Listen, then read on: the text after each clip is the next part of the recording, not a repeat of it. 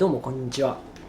時計通信編集長の須川です。今私の手元にありますのがグリーンサブマリーナーといわれるモデルです。こちらの新しいモデルである 126610LV、 このですね新作についてお話ししたいと思います。今回注目されているこの新型グリーンサブマリーナ、こちらの変更点は大きく3つあります。一つは色味が変わっています。カラーリングが変わっています。そして2つ目ですけども、ムーブメントが変わっています。そして3つ目はケースサイズが変わっています。この3つが新しいサブマリーナの変更点になっています。ではここからはこのモデルが実際にどうなのかっていうところを細かく見ていきたいと思います。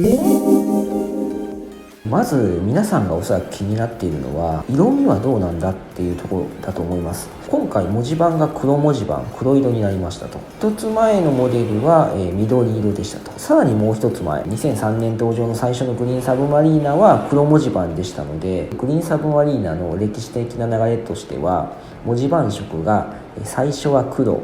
次が緑で、今回新しく登場したものがまた黒に戻りましたということになっていますので、見た感じちょっと懐かしい感じはしますね。緑の色がホームページ上でちょっと濃く見えていたんですね。実際今現物を見ますとこれですね、そんなに変わってない印象です。ですので思っているほどグリーンの色が濃くなったっていう感じではないです。本当に多少と思っていただければと思います。もう一つ変更点の大きなものはムーブメントが変わりましたよというところかと思います。従来のキャリバー3135から新しい3235へ変わっています。皆さんに実際関係がある、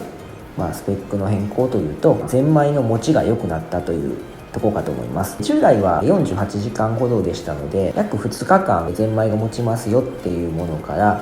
10時間になっていますので、この新しいタイプは約3日間持ちますよということになっていますので、2日間から3日間になるとそういった実用面も変わりますので、ここは大きな変更になるかと思います。もう一つですね、サイズですね。従来のサブマリーナはケース横幅が 40mm だったんですけども、今回新しい型になったことによって 41mm になりましたというのが公式の発表の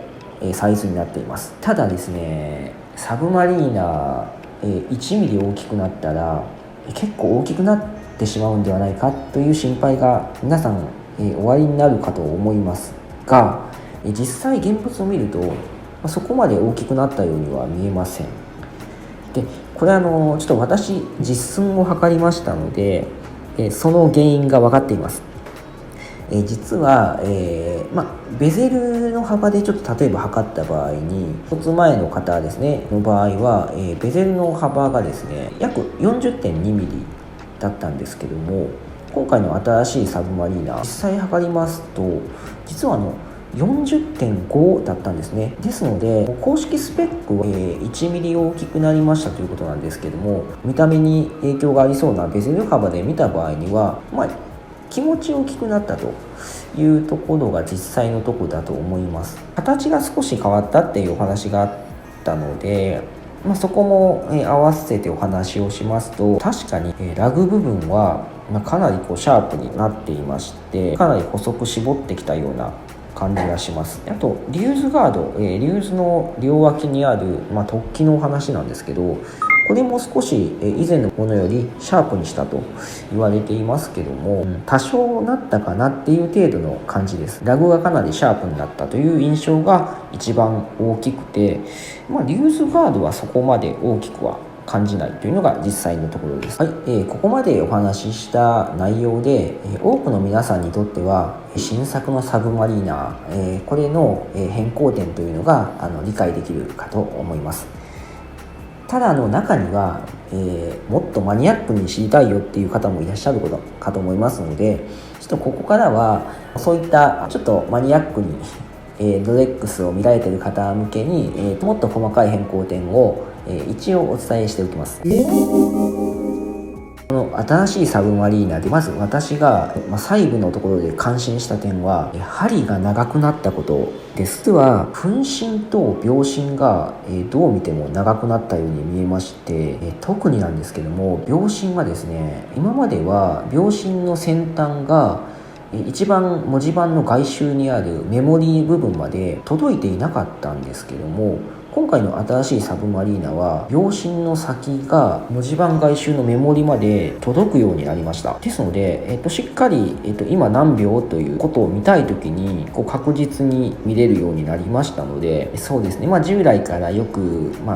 時計についてすごく厳しく見られる方は、針がそういったメモリまで届いているかリーチしているかっていうところを気にする方もいらっしゃるので、今回の新しいサブマリーナの改善点として、針がしっかりメモリまでリーチするようになりましたよというところは、一つの細かい点ですが改善点として挙げられて、私も非常にいい点だと思いました。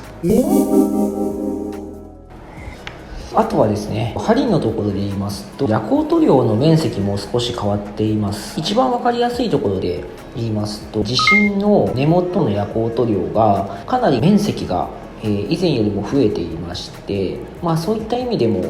針がかなり光る、明るくなるっていうところには改善がされたような跡があります。今回の改善、私が感心したところは、先ほどお伝えした通り、ケース幅が公式のサイズで 1mm ほど大きくなったということになっています。もちろん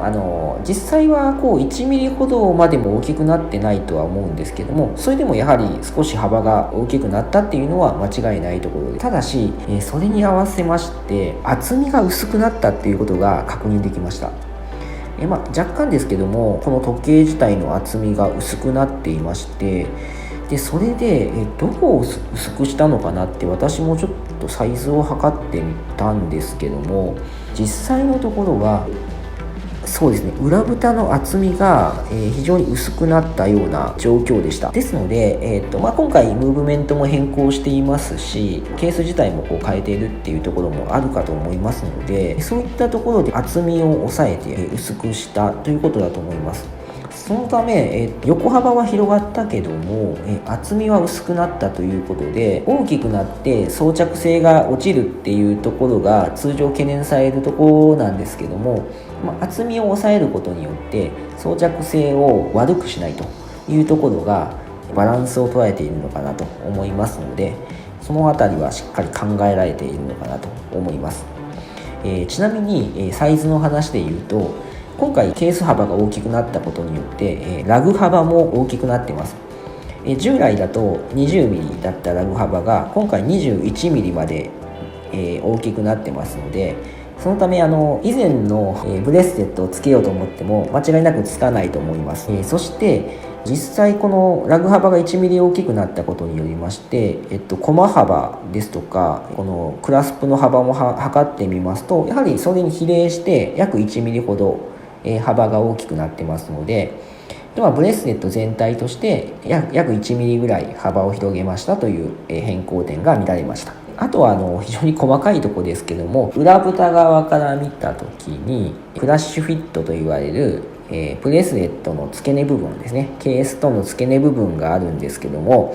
そのフラッシュフィットの後ろ側、ここが少しデザイン変更になっていまして、従来はフラッシュフィットの後ろ部分の見た目というのは全てサテン仕上げでフラットな感じだったんですけども、この新しいサブマリーナはサテン仕上げなんですけども、盛り上がっているような外観になっていまして、少し中央がサテンが強めに仕上げられていますので、裏から見た時もですね、非常に今までのフラットな見た目から少し立体感を感じさせるような見た目になっていますので、フラッシュフィット裏も変更点として挙げていいと思います。あとは文字盤の印字のところで少し書体が変更がある箇所があったんですけども、プロファイルで見ると、あとは大きな変更点はパッと見ですけどもないのかなというふうに見えます。今回は手元に、新しい新作サブマリーナが来たことによりまして、どういった変更点があるかというところを中心にお話ししてきましたので、以前のサブマリーナとの違いというのが、分かっていただけたのかなと思います。私としましてもサイズが大きくなったっていうのは心配していたところがありまして、私たち日本人にとってちょっと大きさを大きくすることがつけづらくなるんじゃないかなっていう心配があったんですけども、実際見てみたらそこまで大きくはなっていなかったので、そこは安心できました。おそらく、今回サブマリーナを1ミリ、大きくしたことによりまして、この後もこの41ミリサイズというのがスタンダードなサイズ感になってきて、最初はもし違和感を感じる方がいらっしゃったとしても、長い目で見たら標準的に見えてくるかなと思いますので、そこはもうそこまで心配しなくていいのかなと今回思いましたので、そういった意味でこれもやはり人気モデルとしてこれからずっとやっていくんだろうなと思います。これからも面白い動画をどんどん作っていきますので、ぜひともチャンネル登録よろしくお願いいたします。おすすめの動画はこちら。